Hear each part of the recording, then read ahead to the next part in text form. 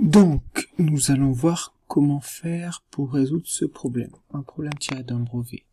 Donc, on a Antoine qui crée des objets de décoration. Il va mettre des billes à l'intérieur du vase.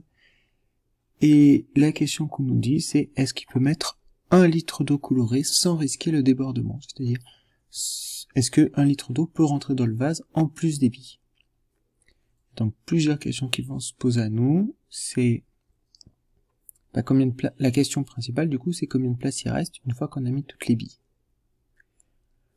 Une des premières questions qu'on pourrait se poser, par exemple, ce serait quelle taille font les billes. Donc, on va s'intéresser à ça. Volume des billes. Pour faire le volume des billes, on est parti. On va calculer déjà le volume d'une bille.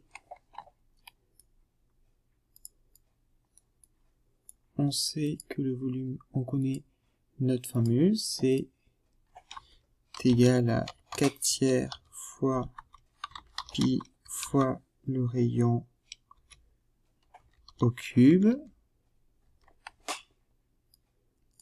Nous la question, toujours la même, quel est le rayon? Ici, on regarde caractéristiques des billes. Caractéristiques des billes, 1,8 sauf qu'on fait, et c'est bien ce qu'on nous dit ici, 1,8 cm de diamètre. Donc nous, comme d'habitude, il nous faut le rayon, donc on va faire, ici, on doit d'abord faire 1,8 divisé par 2, ce qui va être égal à 0,9. Donc on va faire 4/3 fois pi fois 0,9 au cube. Et là, on obtient le volume d'une bille. On arrondit à un chiffre après la virgule, 3,05 cm3. Ça, c'est une bille. Nous, on nous dit bien qu'il met pas une bille, mais il met 150 billes. Donc, volume de 150 billes, on fait 3,05 fois 150, ce qui nous donne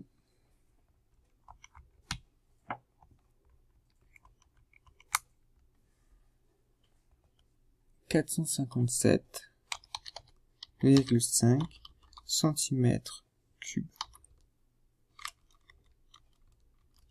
Voilà, on a trouvé que toutes nos billes au total, si je prends toutes mes billes, ça va m'utiliser 457,5 cm3. Ça, c'est ce que prennent comme place les billes. Moi, ce que je veux savoir, c'est combien de place il me reste. Donc, il faudrait savoir combien j'avais de place au départ. Donc, le volume,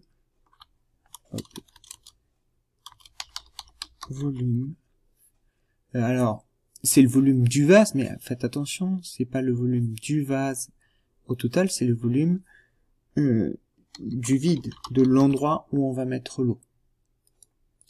Et c'est là souvent c'est plus compliqué pour cet exercice-là. Donc, il faut bien réfléchir combien ça mesure. Attention, donc, mon vase, par exemple, il fait, donc, mon forme, ça va être la forme d'un pavé. Donc, on sait que c'est longueur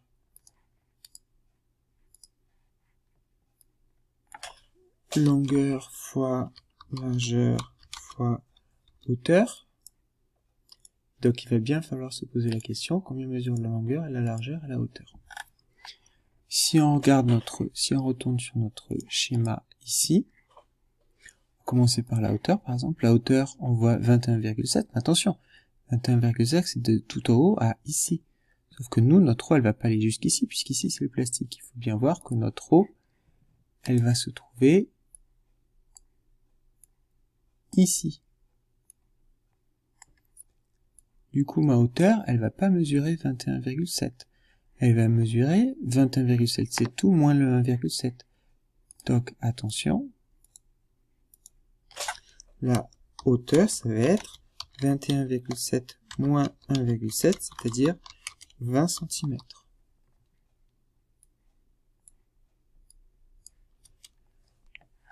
On voit que ça a la forme d'un pavé droit qui fait 9 par 9, donc on peut considérer que ma longueur en comprenant que la longueur et la largeur, ça va être égal à la même chose, mais ça va être égal à quoi? C'est là qu'il faut bien faire attention. On aura envie de dire tout de suite, bah, ça mesure 9, mais 9, c'est avec les bords sur le côté.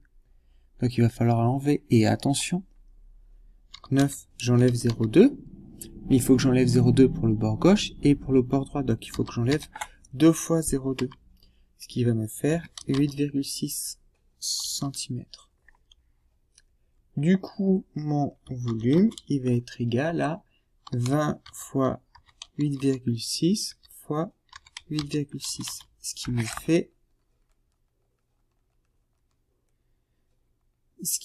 1479,2 cm3.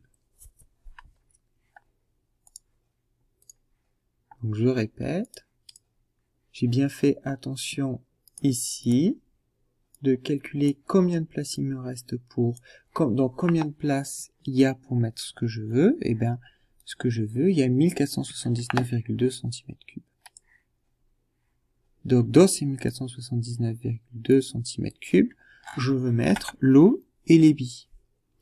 Je sais, on vient de le voir, combien je peux mettre d'eau, je peux mettre 475, donc je vais pouvoir facilement trouver maintenant le volume restant, c'est-à-dire le volume qui va me rester une fois que j'aurai mis mes billes dedans. Et je pourrais donc en déduire combien d'eau, combien de place il me reste pour l'eau. Ben, le volume restant, c'est le volume total, c'est-à-dire mes 1479,2 moins la place que prend mes billes, 457,5. 1479,2 moins 457,5, et je trouve qu'il me reste, il va rester 1021,7 cm3. Ça, c'est ce qui me reste comme place pour mettre mon eau.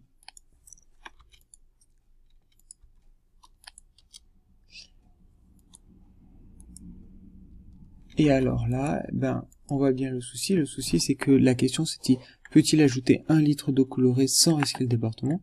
Là, je suis en 100 cm3, moi, on me dit 1 litre d'eau, il faut que je convertisse ça.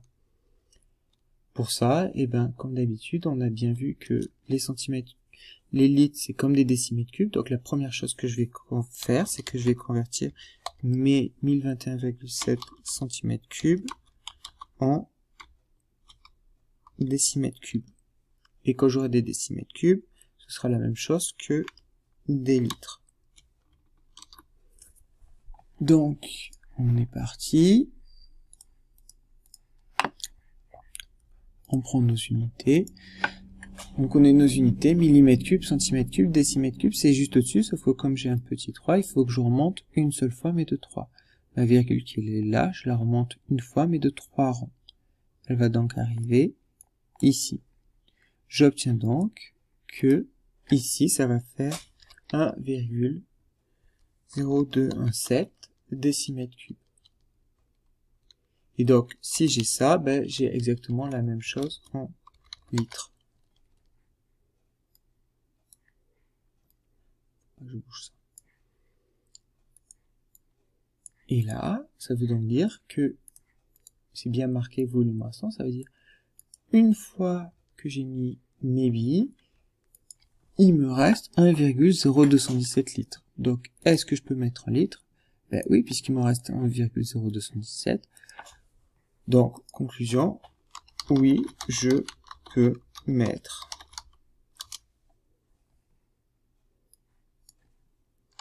un litre d'eau. Voilà. Donc, je répète. Premièrement, je sais que je devais mettre des billes. Donc, j'ai regardé combien faisait une bille. J'ai regardé combien de place tenaient mes 150 billes. J'ai regardé la place dans laquelle je mettais en faisant bien attention à ne pas prendre les bords. Et j'en ai déduit qu'il restait une certaine quantité. Cette certaine quantité étant supérieure à 1 litre, je peux mettre 1 litre d'eau. Voilà.